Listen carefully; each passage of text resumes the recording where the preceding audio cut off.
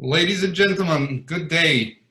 Thank you all for coming today. It is our great pleasure and with delight to introduce to you Marcus Jones, City Manager of our great city of Charlotte. Today, I'll go back. There you go. Marcus will be talking on the making of a global city, international business and communities in Charlotte. The making of a global cities, international business and communities in Charlotte. As you know, the World Affairs Council of Charlotte is the community's premier global education, nonprofit, nonpartisan organization. The World Affairs Council has always sought to bring the world closer to you and to build a community of internationally informed and engaged citizens. Dialogue, knowledge, active participation, and understanding of global issues are vitally important for our democracy to flourish at all levels.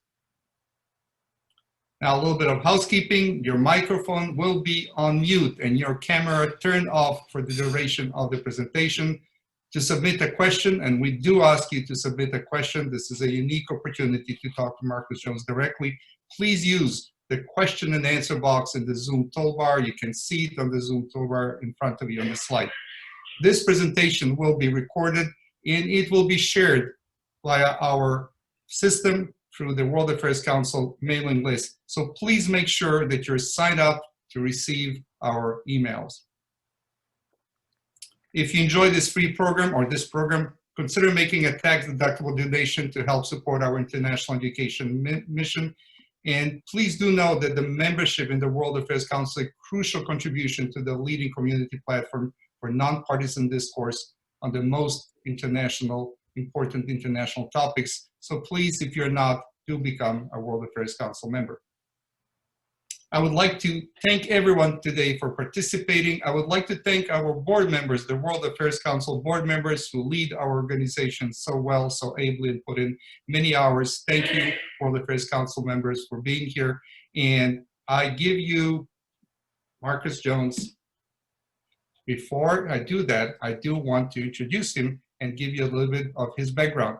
Marcus Jones is the city manager for the city of Charlotte, which operates under a council manager form of government. City council sets policy objectives and the city manager ensures and runs the day-to-day operations of the city, ensuring city operation and business are carried out and administered effectively and in alignment with council policy objectives.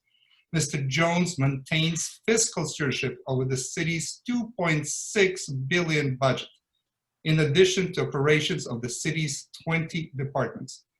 These responsibilities include community safety, economic development, public transit, bus and light rail, as well as the Charlotte, North Carolina airport, our great airport. Jones is an active board member with the Leading on Opportunity Task Force, Charlotte Center City Partners, Envision Charlotte, 3 Charlotte, YMCA, Charlotte Regional Business Alliance Executive Committee, and the National Forum for Black Public Administrators. Marcus has more than 25 years of public service experience at the city and state level. His prior experience includes serving as the city manager, assistant city manager, and budget director for the city of Norfolk. He also served as the deputy chief administrative officer for Richmond and the deputy secretary of finance for 2 governors in the Commonwealth of Virginia. While serving with the state government, Jones gained a strong reputation for his ability to negotiate complex financial and legislative issues across party lines. We are fortunate to have in this city with us Marcus Jones. Marcus, please go ahead. Thank you for being here today. Well, thank you, LJ. As we start to get the brief slide up, I just want to say thank you. It's good to be with all of you today. I typically have these opportunities to engage with the community, but with COVID-19, it has limited me. So this is almost back to normal to have this discussion, even if it's virtual. And so I just want to talk a little bit about the city of Charlotte and the council manager form of government and some of the things that we're doing as a city. And then I know that there will be an opportunity for discussions. It's interesting, LJ, we've been talking about me being able to get with you for a while. And it's amazing that we have to have a chance meeting in a grocery store for this to happen. So again, I'm very pleased to be here today. So let's just talk a little bit about the city of Charlotte and what I would call setting the foundation. So I am the city manager here, and I guess the best way to describe it in this form of government, it is that the mayor and council, they appoint somebody to operate the day-to-day operations of the city. So we have about 8,000 employees. So I look at myself as the CEO of this $2.6 billion enterprise with our goal to deliver exceptional services on a daily basis. So one of the things that occurred, and I've been here about 4 years, is that when we started off, we talked about what is that city of the future? What's going to happen? There will be cities that gain and cities that lose in terms of population and in terms of economic opportunities. And so we always looked at ourselves as that winning city. And what are those traits of what we would call a winning city? And I've listed the 10 that we talked about in 2017.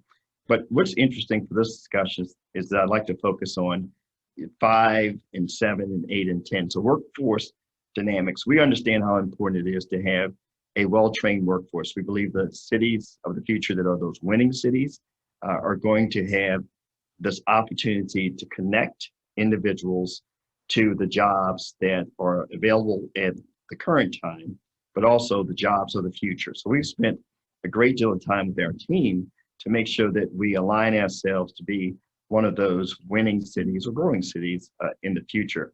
Then we talked a little bit about beyond borders, and I'm convinced that this would resonate with everyone.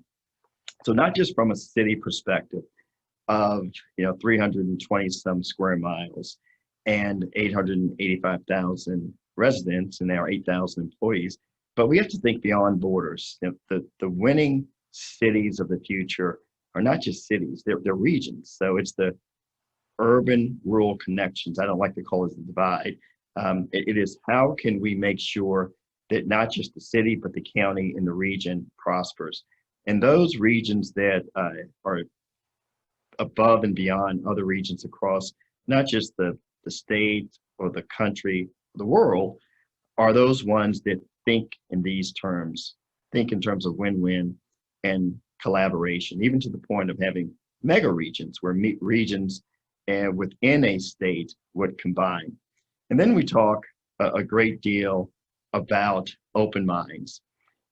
We believe in Charlotte that the key to success is to be a welcoming city, willing to take new ideas, new concepts. It's not that you have to have lived in the city for 30 years to have a voice, whether you've been in the city 30 years or 30 days or 30 minutes. It's very clear that we are open and welcoming. And then lastly, the Big Ten, the concept about diversity and how important diversity is to these growing cities. So we went in 2019 and we surveyed not just the city residents, but even residents throughout the county. And we said, what's our North Star? What is that vision statement? And as you can see on the screen, what's very, very important to us is that we are a diverse and inclusive community. So again, you see this theme that continues to happen here in Charlotte, in Mecklenburg County, in the region. And we believe we have a team that's built to make sure that everyone can thrive. During the last council retreat, which I call it really the annual strategy meeting, in January 2020, council said there are 4 areas that they wanted to focus on. One being safe communities, the other one being workforce and business development, great neighborhoods, and transportation planning in the environment. And when you start to put that all together, to me, it really makes sense. So the council establishes these priorities, but then for us, it's our job to execute them in such a way that's efficient, effective, but also it gets the outcomes that we want. So in terms of safe communities, it's not just policing, it is everything from crosswalks to pedestrian pathways, to lighting, which makes for a safe community. But we just don't want a safe community. We want great neighborhoods. We want to make sure that no matter what zip code you live in, there's an opportunity for you to thrive. That there are good paying jobs, that there are good schools, that there are, again, opportunities for families to thrive. In transportation planning and environment, it's very important for us to think about transportation in a very different way. And we think about it in terms of mobility, connectivity, accessibility. So it's very important that wherever you live, that you're able to work, and that work getting there doesn't become a drain on your quality of life or a drain on your resources. So we are being very thoughtful, not just in the Silver Line that we are constructing or we're planning to construct that goes from Belmont through the airport down to Matthews, which is really a regional connector, but even our bus service. How can we make sure that riding the bus in the South is something that is a viable option, that people look to it as being a safe and efficient way to move back and forth and to travel. So we're very excited about having these types of priorities, as well as what the council is doing around affordable housing. In the last bond in 2018, it was the first time ever that we had a $50 million bond. We are very appreciative that the private sector came in and matched that with another 50 million. And the council didn't stop there. As a matter of fact, in the 2021 budget that was just passed, we have a referendum that we'll have on the books in November that will have another $50 million bond. I'd like to, put a challenge out to the community that maybe there's an opportunity to match that with another 50 million also. So again, it is how do we work with the built environment, but also human infrastructure to create a city in a county, in a region where people want to be here. One of the things that is very important to us, so when we start to think about economic development, a lot of times we think about those successful employment centers. So it's easy to say, Uptown or the airport, South Park, Valentine. But we are having a very different view that it's not either or, but it's but and. And that means, what can we do in these corridors of opportunity, whether it's Beatties Ford Road or West Boulevard? How can we have those same types of infrastructure investment, those same types of jobs, those same types of attraction of businesses into those communities also? So we're super excited about how we are approaching economic development, not from just the successful employment centers, but what are going to be the future successful employment centers in our various neighborhoods. So we're rolling along, things were great. We were really at a very high note back in January with this annual strategy meeting, and then COVID-19 hit us. And so in March, we went from a lot of lofty goals to just making sure that we could keep things on track. And it's very interesting. I will tell you that I've never been more proud of a workforce than I am right now. And as I talk to city managers across the country, and we sometimes commiserate about what's happening, none of us can think of a time that's similar to what we're dealing with right now in terms of this pandemic. But I will tell you this, I've never been more proud of not just my workforce, but the collaboration between the county. It's the county manager, Dina Diorio, and I speak almost daily, because this is that time where it's not competition, but it's collaboration. And we've done a great job with not just public safety, but health, and even the private sector and the hospitals. And we believe that we have a model of collaboration that is really getting the attention from other cities across the country. Let me use, for example, there was a Wall Street Journal article not too long ago that talked about cities like Baltimore and Philadelphia and Atlanta that couldn't pick up trash, could not pick up solid waste. I will tell you that with their 8,000 employees, 75% of those employees have not missed a day of work, in the sense of they've been working daily, whether you're a police officer, firefighter, solid waste, transportation. And that's something to be said as a community, that some of the things that people will take for granted, like you roll out your trash and the expectation it's going to get picked up, it's happening. We had a little bit of a glitch back in the March, April time frame with some of the yard waste, but we figured out a way.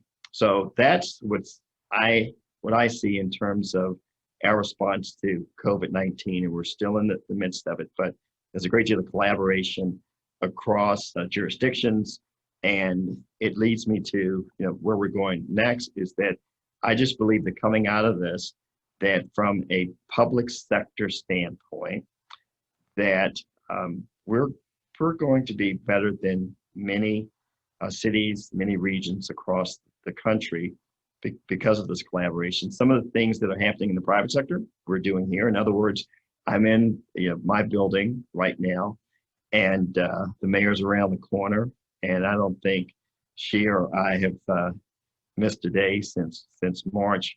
But we're also working with our 2,000 employees that are working remotely, and we are transforming this building so that it can be a safe environment moving forward. I will tell you this, I am convinced that as we start to think about delivering government services, it will be different, but it doesn't mean that it will be less efficient or less effective. As a matter of fact, I think we'll be more efficient and more effective, because what we're doing is thinking about how can we deliver services in a way that doesn't mean that you need to have several people in an office punching a clock. What we're focusing on is how do you deliver those services in such a way that it's valuable to our residents. So a lot of things that are going on in terms of the city, in terms of the county. I know that there are some questions that you have of me, but I thought it would be great to give you a little bit of a backdrop, because we want you to have confidence in what's happening in terms of municipal services, because I call it a net promoter score. It's not what we say about ourselves, it's what you say. And if you have confidence in your government, then it's easier for you to help us recruit and retain talent, because we all know that talent is the name of the game. So with that said, LJ, I'll turn it back over to you.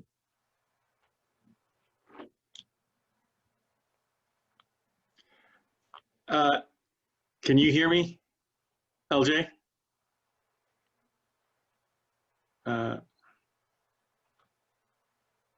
Host has stopped it. Hang on. It looks like you're on mute. Ah, there we are. Okay, now I'm back. Jesse? Hello? Yeah, Rohan, you can go ahead and turn on your camera. LJ, you are still muted. Oh, still muted. I've got it as mute, as not muted, and it says my host has asked me to start the video, start my video. Okay, got it. Okay, there we go. Can you hear me now? All good. Okay, thank you. Sorry for that technical glitch. Marcus, thank you very much for that very good presentation. Just before I start the Q&A session for you, just a little of my background. I've been in Charlotte since 2002. I've been in banking for many years, but recently switched to consulting and working with Deloitte. I did vote for the bonds that you just spoke about. I was excited to see it on the ballot. And I didn't realize that the private sector had also matched the last time around. So hopefully we'll do something here. I'll be mailing it in later today. Just a couple of other points that I'd like to make before the Q&A. One is, many of my Deloitte colleagues do travel here once every week for Monday to Thursday, and they've been so desperate to travel and have not witnessed what's been happening on the west side of Charlotte with the growth of the JW Marriott, the new Duke Energy building, the Honeywell building, the Grand Bohemian, and the Convention Center redevelopment. I've had to send them pictures, about once a week so they can watch the progress of even our own new building, the Deloitte building as well. So I'm very excited about that. Yes. I've also been able to take advantage of all the greenways during COVID, trying to do a lot of biking, and so much of the development that you all have invested in for our collective benefit. Commend the city on that. Then the last comment I would make is, you know, a few years ago, my son had, as part of his Boy Scouts requirement, had to listen to a city manager presentation. And one of the parents was supposed to join. I was like, oh gosh, Saturday morning, I thought I had to go and listen to this. And I was so impressed with what the city of Charlotte was actually doing and how they were going about a very professional meeting and very organized and thoughtful questions. And I was like, well, if this isn't good government, I don't know what is. So commend you all. So let me start out with a more of a tougher question, which is, you know, I've read reports that economic mobility in Charlotte is one of the lowest among the larger cities in this country. Maybe if you can help us understand why and what is the city doing about that? No, this is a great question. So the other thing that maybe wasn't mentioned in the introduction, and I really like that, LJ. I'd like to, you know, print it off and read that to my wife and kids because they, you know, wonder what a city manager does and things of that nature. One of the things that I did in the past is I worked as a policy analyst. So I really like to get into numbers and understand why things work the way they work. So there was this Chetty study that basically said that in terms of upward mobility, they took the top 50 cities in the country by population and said, if you're born into the bottom quintile, what is the probability of you being able to make it to the top quintile, right? And the chances of you in Charlotte being born in the bottom quintile, being able to make it to the top quintile was 4%. And so that rang the bell. That was, okay, we were 50 of 50. And it's kind of interesting. I'm going to give you a quiz, let you do it yourself, not now, but I'd like for people to look up who was number 49 and who was number 48, okay? And that's very important because it's very relevant who those cities were. And we were off by just a fraction of hundredths of a percentage, right? But the point is, it was a bell that rang here in Charlotte to say, we have to do something different. So what we have been doing is to rethink the way that we look at mobility and specifically upward mobility. It is awesome to land Fortune 500 companies. It's awesome to land Fortune 50 companies. But if we're not able to make sure that individuals who live here have opportunities for economic mobility, then we failed, okay? So actually, 2 years ago, I created an office of equity, mobility, and immigration, mainly for that purpose. You know the stats. You know, 17% of our population is foreign born. I think New York is closer to 37%, and Atlanta is 8%, right? So we understand the importance of our population and our foreign born residents. So as we start to tackle this issue of upward mobility, and I will tell you that the issue is that I don't think that study will ever be replicated. So we have to live with this 50 of 50. But what I love about Charlotte is that, again, that is a challenge that we're willing to accept.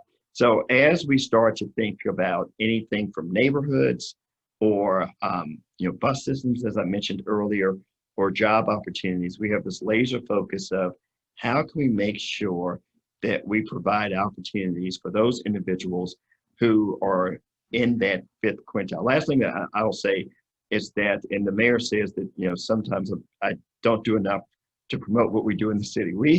We actually, when I first got here, had a plan that I think by 2020 was to make sure that all of our employees make $15 an hour.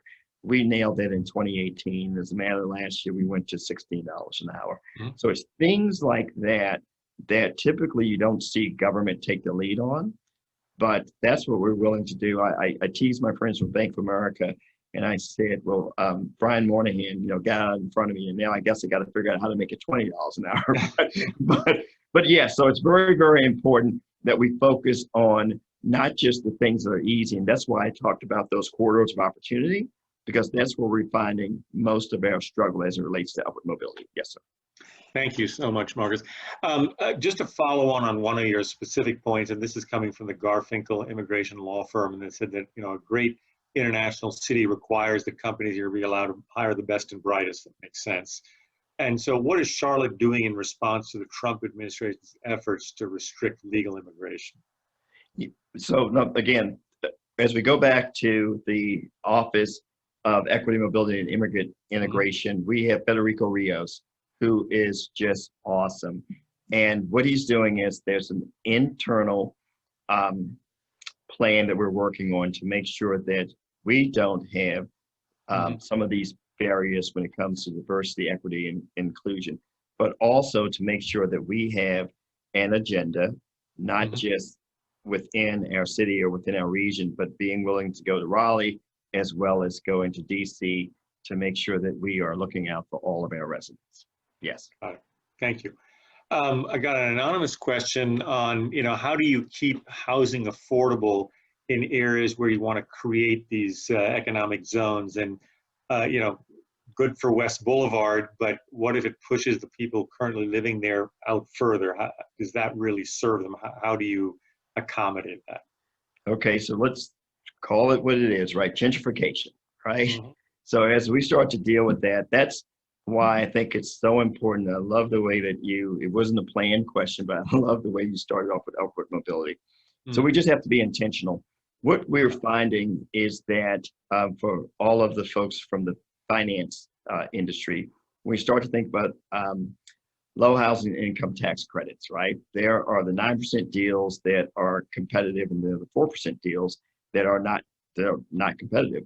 And so, but they are 4% deals are more costly in terms of you would need more of a public subsidy to make that work.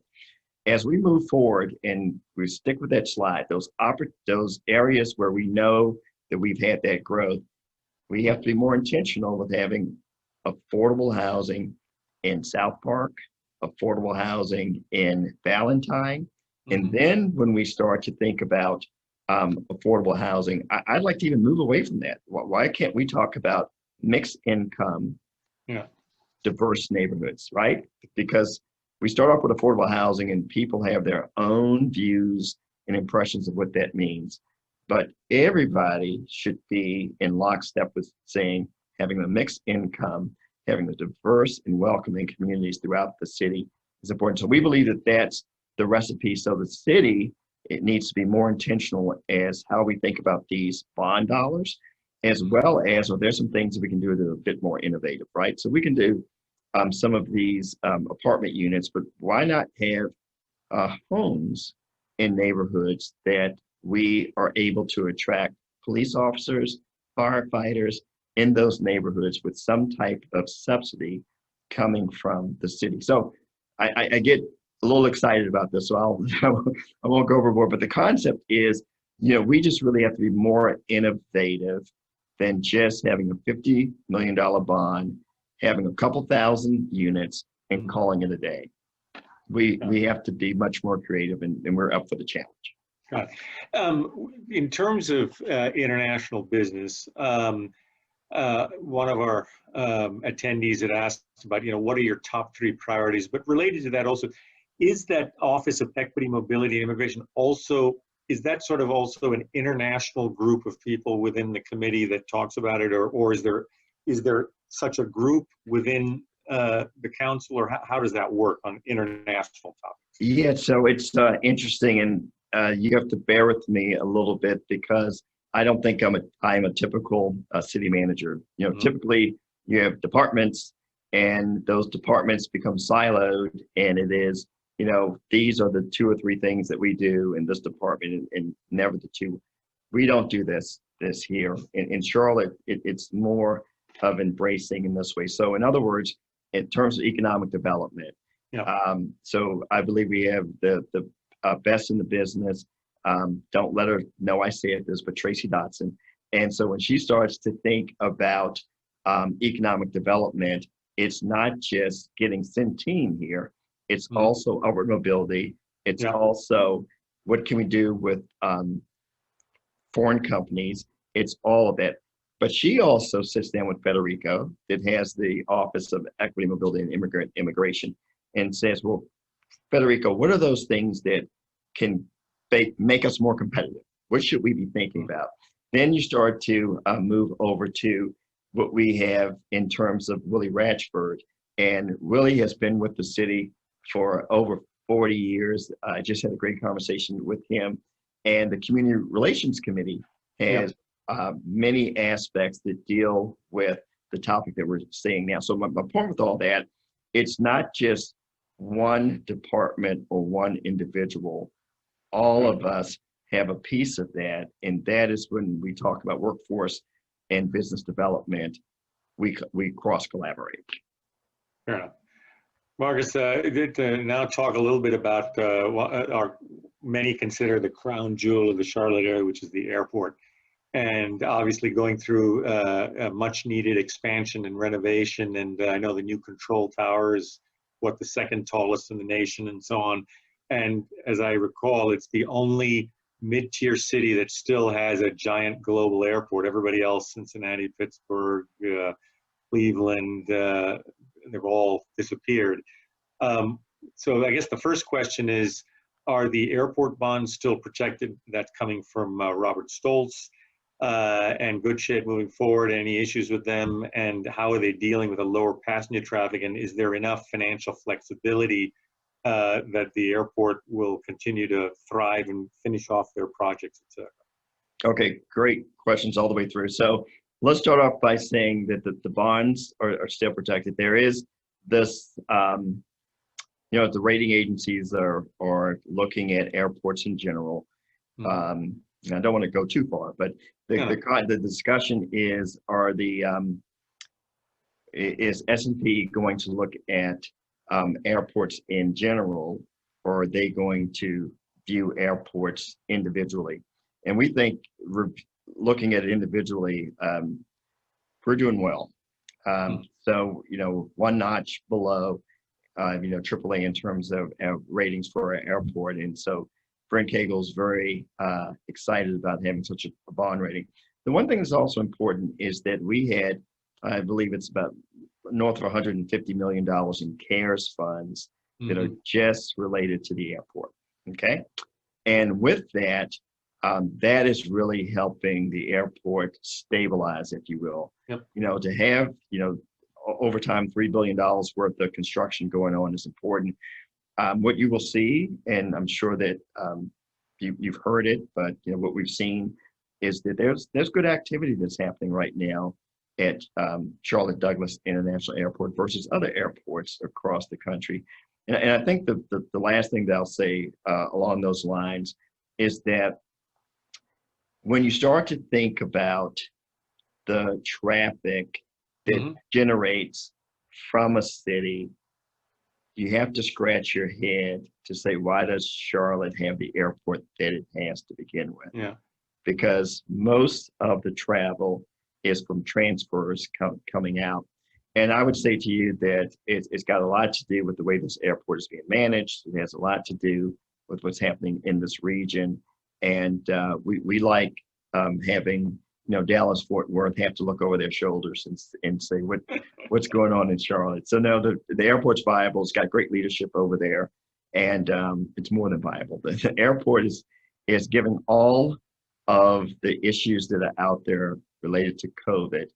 Each time I get a report, while reports are down, they're not as down as we had thought. So much better than what we thought back in April of this year. And even back then, it was very clear that we didn't think that we would get back to the pre-COVID travelers, even when we got to April of 2021. And so we were thinking that, maybe if you got to 90% of where you were in the previous year, that would be success. But we're going to have a fall retreat with the council, and that will be one of the topics that we discussed, the CARES funds as well as the airport. Yes. Fair enough. The only follow-up I would have on that is just, airlines can move their assets very quickly, and they've done that in other mid-tier cities. And given that this is a golden goose, and sometimes there is potential for potentially using up some of that goodwill that the airport is generating for short-term gain. How do you make sure that the airport continues to remain sustainably, a large part of the Charlotte future, especially on the cost side? How do you manage that?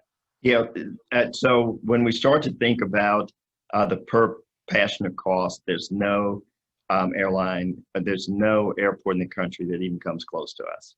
So this low cost is advantageous, and I'll leave it at that. That is something that has been a very important to the success of the airport.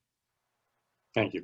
Vinay has a question on how is the city doing on sustainability and actual measurable results on sustainability, whether that's energy use, fleets, green spaces, air quality.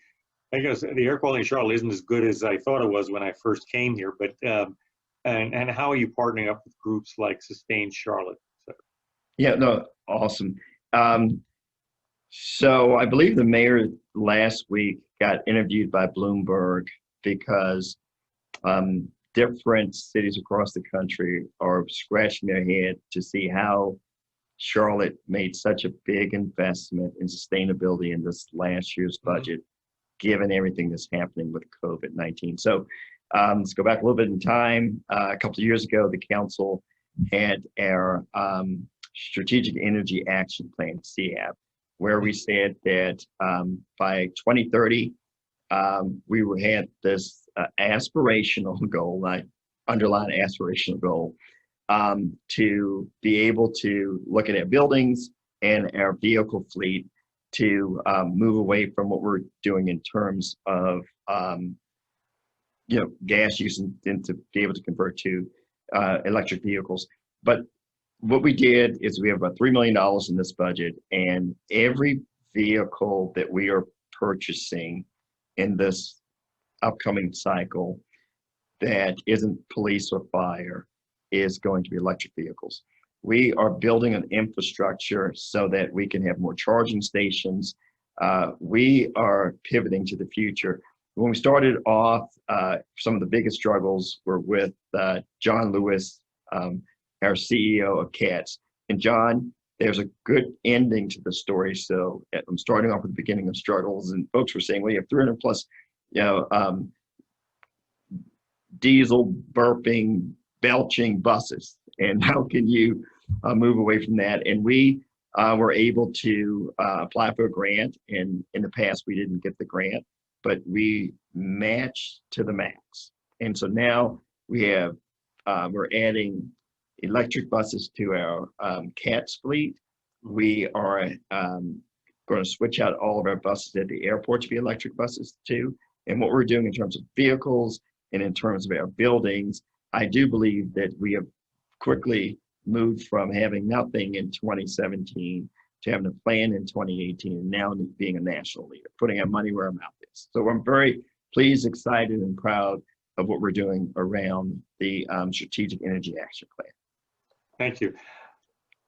So Yash Tadamilla had a question around how students, including international students, can be more active part of the city's strategy for the future. And I'll add to that, I do see that in some other cities, and only by reading about it, not through any direct participation, that very often cities are hiring college and grad students to work on various projects at a lower cost than it would be if they had to hire somebody full-time to do it, and have led to some very interesting case studies and plans for the future that supplement some of the other activity that the city is already doing.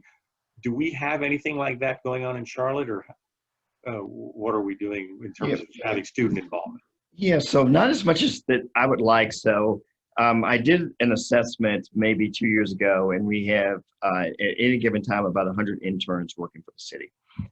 So let's park that for a little bit. And those interns, or for the most part, college interns, and one of my favorite interns was a defensive back for the New York Jets, okay, who wants to be a city manager. And it was just odd to, have this guy who would leave us each year and go to training camp, but then come back.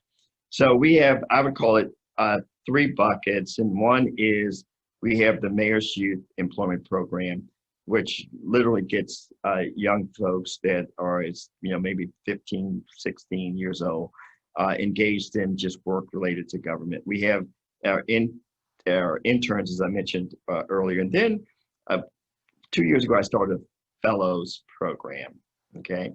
And the concept is, can we get somebody for 18 months, have them fall in love with the city, pay them well, okay? And start to see if we can build that. So what I would say to you is that we don't have something that's robust, but I'm very interested. And what I would say is this would be a give and take, conversation. So if there are some students out there, especially some of our foreign-born students that want to work on a project or help us solve for something, please send them my way. We can figure that out. As you start to say post-COVID, things are going to change dramatically. And we actually have a few people from Bloomberg that are working with Bloomberg, Harvard, and what they have offered is to send some students to do exactly what you said, work on a project for us. But I don't think we have to go that far. I think we have a lot of talent here too, and I'd love to have 2 or 3 cohorts that are working on projects that would benefit the city. Well, that's something that we should definitely follow up on, maybe offline with World Affairs Council, because we are in touch with lots of students, and especially now that the job market, at least in the private sector, is having a little bit of a tough time. This could be an amazing way for them to get great work experience and help the city as well. So, Totally agree. Yes. Thank you for that. We did have a question from, I think it was Case Jamil, about tents in the city, and that there's some 277 and growing.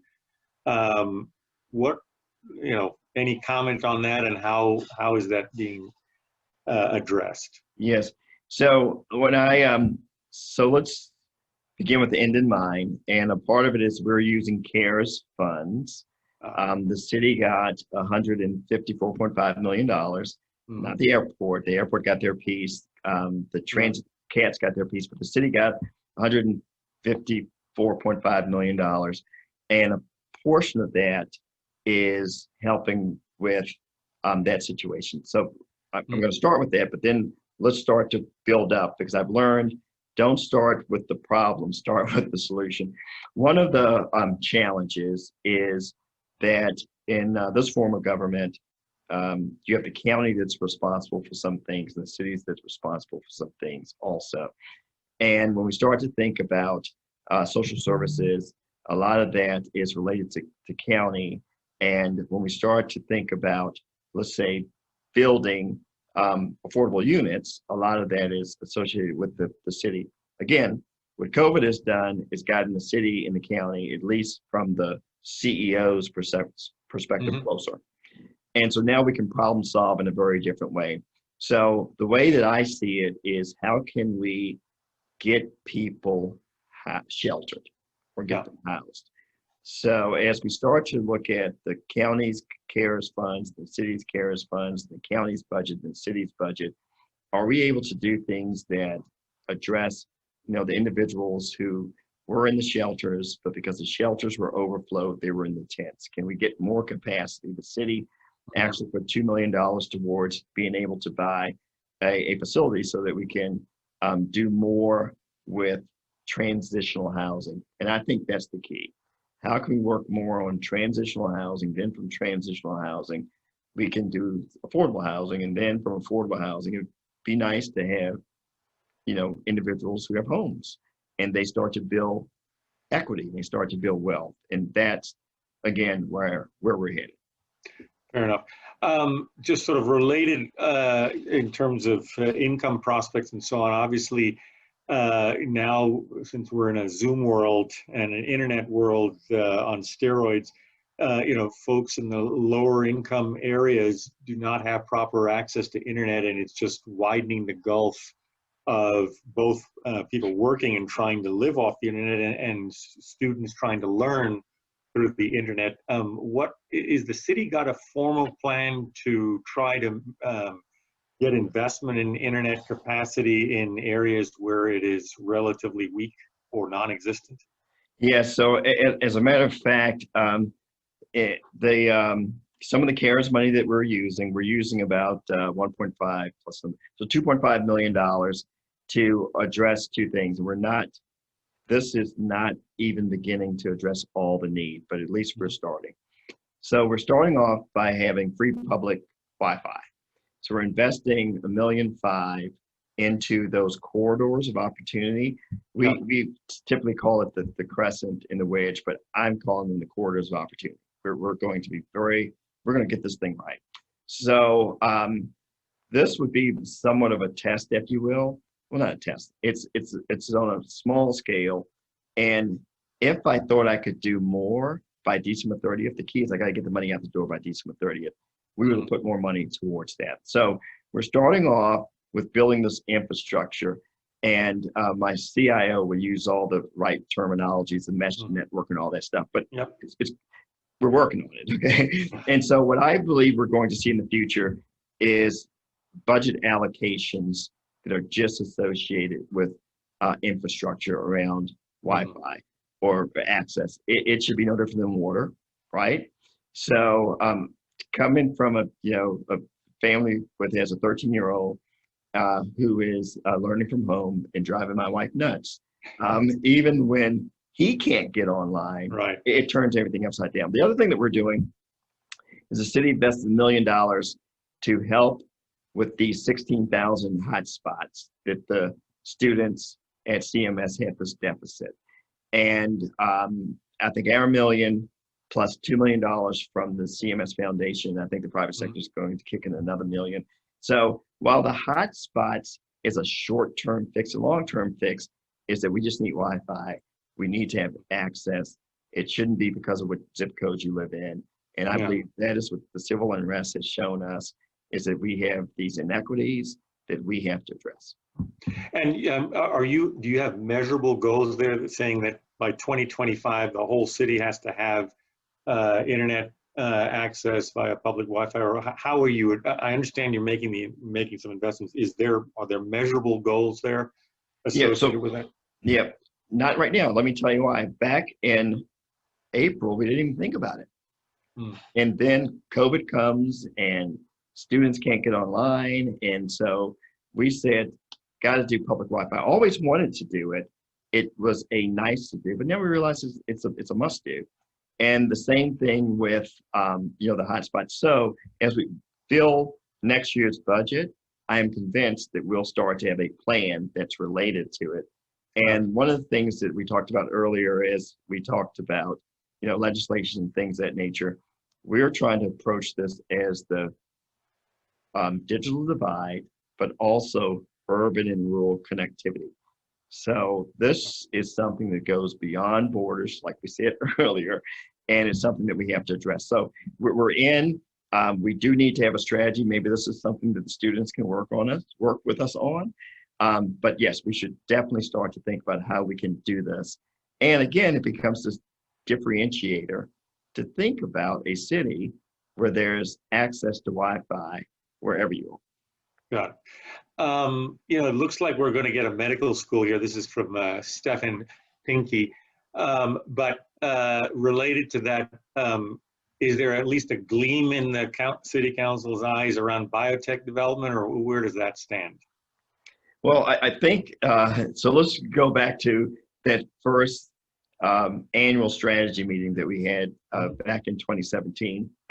Mark Bittner came in, and I'm sure you guys know Mark Bittner. He said, the one thing that Charlotte is missing is we don't have a med school, right?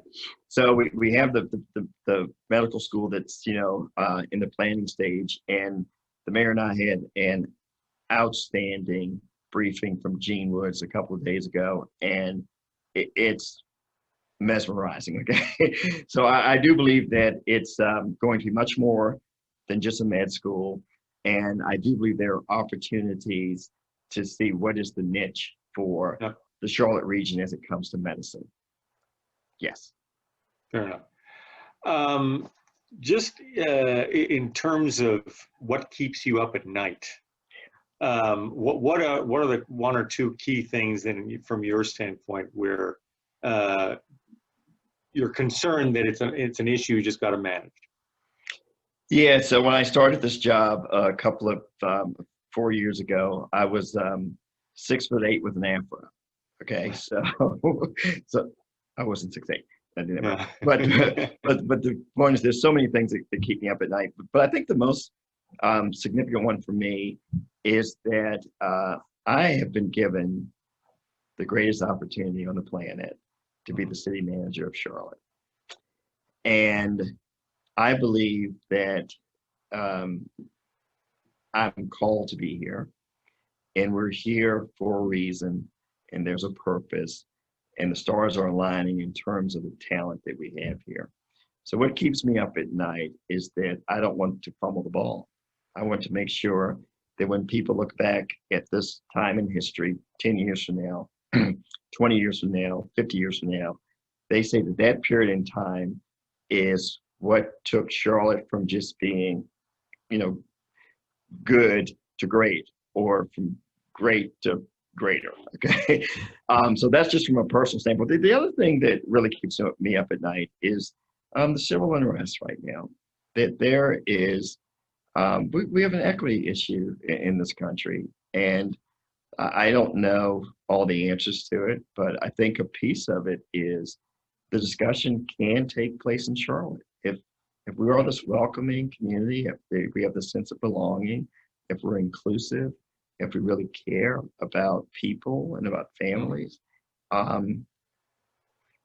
we can help sort this thing out. So, those are the things that it's kind of interesting. No day is the same day. I can tell you that the worst thing that you can happen is you get a call from your police chief at 2:30 in the morning, right?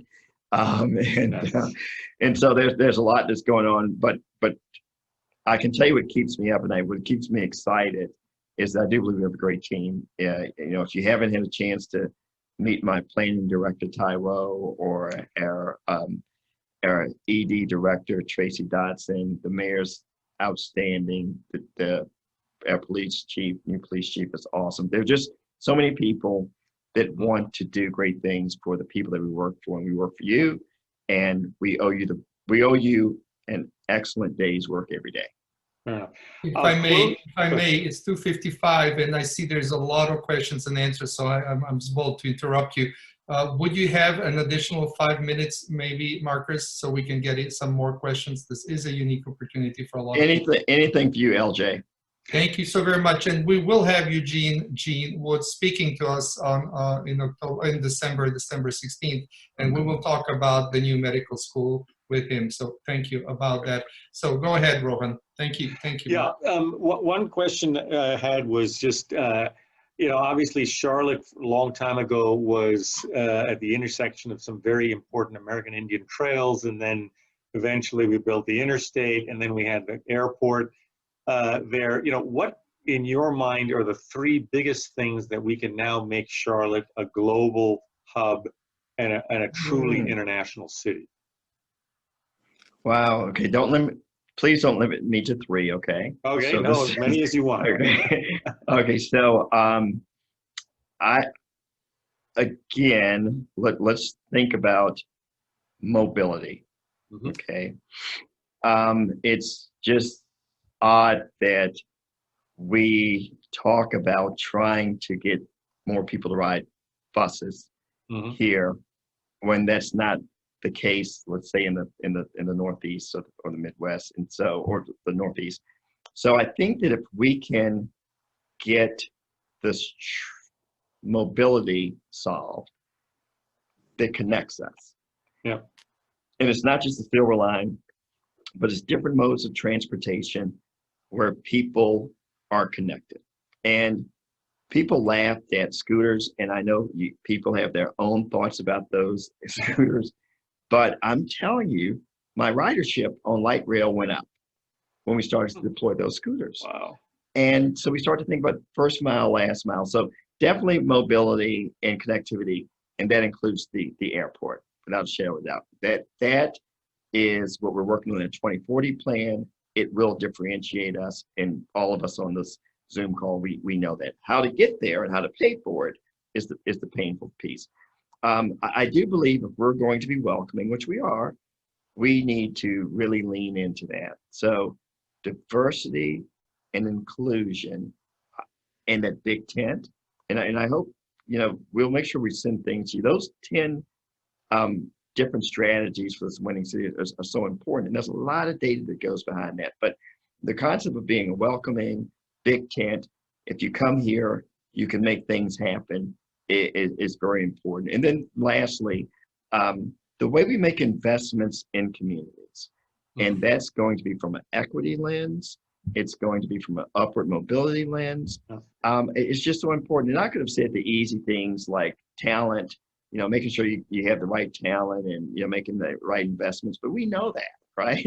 And so I just don't want to price myself out of the market that Charlotte is no longer a good deal. It's a good deal now, and we have to make sure that we're doing those things that, and I'll use this example. I had the great opportunity to go with the Hornets and the Alliance to Paris back in January, and we were pitching Charlotte. And what was interesting, and this is always easy when you got an NBA game, right? Right. And so we're pitching Charlotte, and a lot of people didn't know Charlotte. But once we pitched Charlotte, it was, well, why did I not know Charlotte, right? And for those folks who are in Mecklenburg County in the region, I'm saying Charlotte as the region.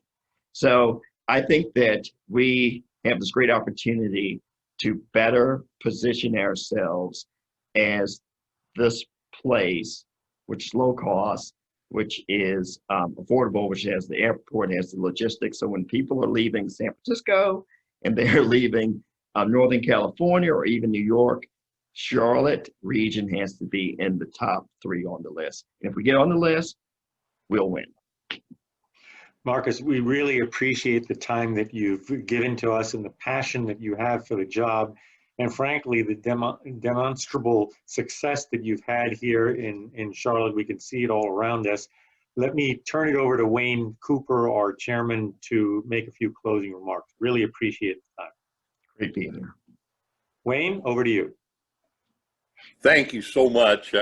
And Marcus, what a great presentation, a timely topic, and great questions too from the audience. But we want to thank everybody in the audience for joining us today, and we really want to thank LJ and that tremendous staff for putting together this distinguished speaker series.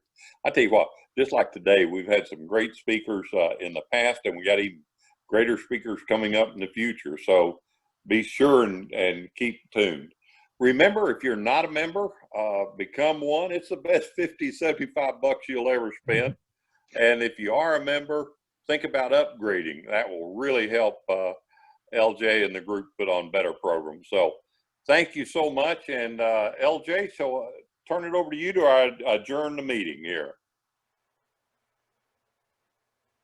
We'll just say meeting adjourned since LJ's got his mic. Thank you, Marcus, for being in Charlotte, and thank you, Marcus, for all you're doing. This was very, very, very, very beneficial to all of us. We stand ready to help you with your international effort, making Charlotte a more known city internationally. That's what we do. We talk to every ambassador. We bring a lot of ambassadors to Charlotte that would maybe not have discovered us without the World Affairs Council of Charlotte, and foreign CEOs. Business delegations will continue doing that, and anything you need, we stand ready to help the city get more prominence and be an even better place to live. Love it. Thank you so much. Thank you, everyone. Thank you. Bye. Bye-bye.